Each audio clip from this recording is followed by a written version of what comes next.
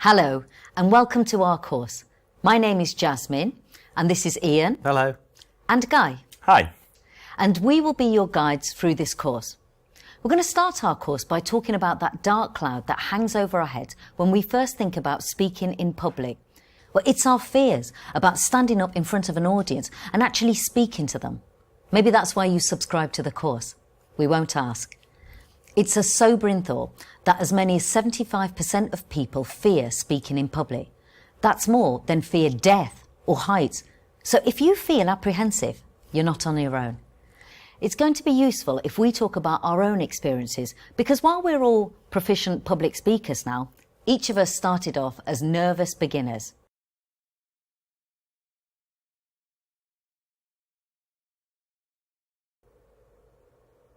A good beginning is vitally important. This is where you grab your audience's attention and set the scene for your message. It's also where the audience is at its most receptive. So grab them and make them like you and want to continue listening to you. Convert their attention to interest. If you lose your audience now, you've lost them for the whole of the speech. So give them a punchy, powerful and succinct opening.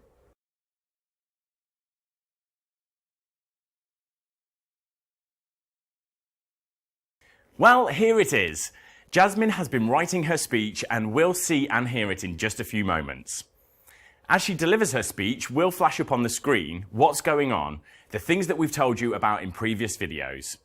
You might want to watch this speech a few times to make sure that you get familiar with the techniques.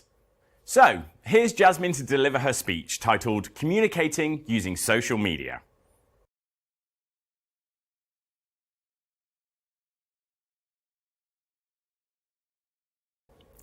While we're looking at the way you appear when you are speaking, we'll continue by considering things like gestures, eye contact, and how you move around or not while you're speaking.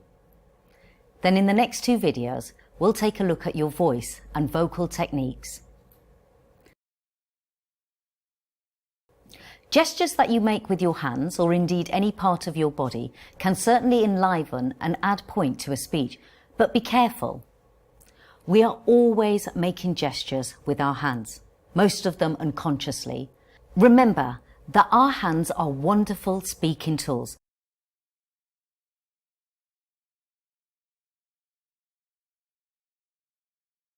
First of all, do remember the rules of public speaking still apply to presentations.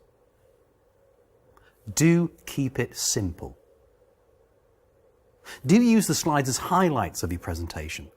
They should support the presentation rather than lead it.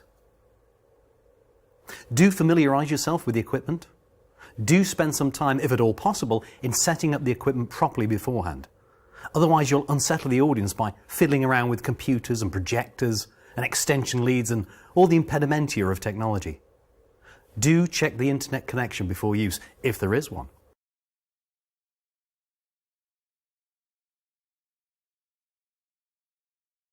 So, while we're still sitting in the boardroom, it's a good time to look at meetings.